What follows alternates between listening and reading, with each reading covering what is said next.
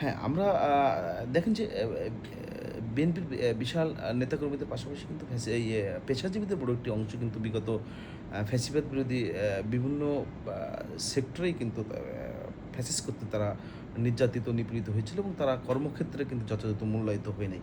সেটি কিন্তু অসংখ্য উদাহরণ আছে। আমরা যদি দেখি যে বাংলাদেশের সবচেয়ে মেধাবী অফিসারগুলোকে এই যে দলীয়করণের ট্যাগ দিয়ে তাদের বলা যায় যে রাষ্ট্রীয় সুযোগ সুবিধা থেকে বঞ্চিত করা হয়েছিল।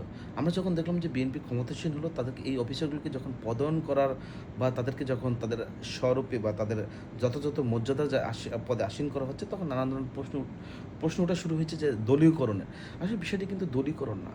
কারণ একটি ব্যক্তি যখন বিগত ১৭ বছর ফ্যাসিবাদের শাসনের শিকার হয়েছিল বা পরিস্থিতির শিকার হয়েছিল, তাদেরকে কিন্তু যথাযথ মর্যাদা বা মূল্যায়নের আসনে কিন্তু আসীন করা হয়েছে। আমরা যদি বিশ্বের উন্নত রাষ্ট্রগুলোর দিকে খেয়াল করে দেখবেন যে আমেরিকাতে কিন্তু যে সরকার ক্ষমতা আসে, সেই সরকার কিন্তু তার মতো তার প্রশাসন সাজায়। কারণ এই আমরা যদি দেখি ট্রাম্প প্রশাসন বা ওবামা প্রশাসন, তারা কিন্তু তাদের দলীয় নেতাকর্মীদের কিন্তু সেখানে সবসময় প্রাধান্য দিয়ে রাষ্ট্রীয় ব্যবস্থা কিন্তু তারা সাজান এবং সেইভাবে কিন্তু রাষ্ট্র পরিচালনা করে থাকেন। আপনারা যখন রাষ্ট্র পরিচালনা করবেন, তখন কিন্তু ভিন্ন মতের যারা রাষ্ট্রকে বা সরকারকে যেকোনোভাবে ডিস্টার্ব করতে পারে বা যেকোনো ধরনের বাধাগ্রস্ত করতে পারে, সে ধরনের কর্মকর্তা নিয়ে কিন্তু আপনি অগ্রসর হতে পারবেন না। অতএব যারা সরকারকে ধারণ করবে বা রাষ্ট্রের উন্নয়নে বা সরকারের প্রতিশ্রুতি অনুযায়ী জনগণকে যে প্রতিশ্রুতি দিয়েছেন, যিনি বা যে ধারণ করতে পারবেন, অবশ্যই সরকার চাইবে তাকেই কিন্তু সামনের কাতারে বা ফ্রন্ট লাইনে নিয়ে আসার জন্য, এবং সেটি অবশ্যই হওয়া উচিত। কারণ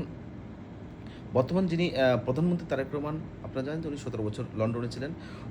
উনি যে পরিমাণ নির্যাতিত হয়েছেন বা উনার পরিবার যে পরিমাণ নির্যাতিত হয়েছেন, উনার নেতাকর্মীদের যেভাবে নির্যাতিত হয়েছিলেন, উনার সেমভাবে কিন্তু উনার অনুসারী পেশাজীবীদের বিভিন্ন সেক্টরের লোকজনও কিন্তু নির্যাতিত হয়েছিলেন। অতএব উনি যখন প্রধানমন্ত্রী হয়েছেন, উনার এই নির্যাতিত নিপীড়িত কর্মীগুলোকে উনি সামনের সারিতে নিয়ে আসবেন, এটি স্বাভাবিক। এটিকে দলীয়করণ ভাবার কোনো সুযোগ নেই।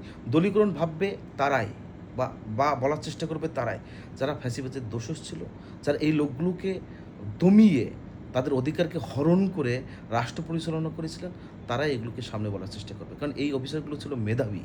এই মেধাবী মানুষগুলোকে নানানভাবে নিষ্পেষিত করা হয়েছিল। আমি যদি মোটা দাগে বলি, আমি প্রাইভেট চাকরি করার পরেও আমাকে গত ১৫ বছর কিন্তু প্রমোশন দেওয়া হয় নাই। শুধুমাত্র ফ্যাসিবাদ বিরোধী কার্যক্রমে বা ফ্যাসিবাদের বিরুদ্ধে লেখালেখির কারণে।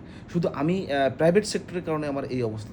তার মানে সরকারি সেক্টরে কী ধরনের নিপীড়ন হয়েছিল, সেটি কিন্তু হাজার হাজার উদাহরণ আছে কিন্তু। অতএব এই মানুষগুলোর মর্যাদা ফিরিয়ে দেওয়া সরকারের বা রাষ্ট্রের দায়িত্ব। সেই মর্যাদা ফিরিয়ে দেওয়ার কার্যক্রম শুরু করেছেন জনাব তারেক রহমানের নেতৃত্বাধীন সরকার। এজন্য আমরা মনে করি আমাদের জনগণের পক্ষ থেকে ওনাকে আমরা ধন্যবাদ দিতে পারি যে ওনার এই কার্যক্রমের গতিটি আরও বাড়ানো উচিত।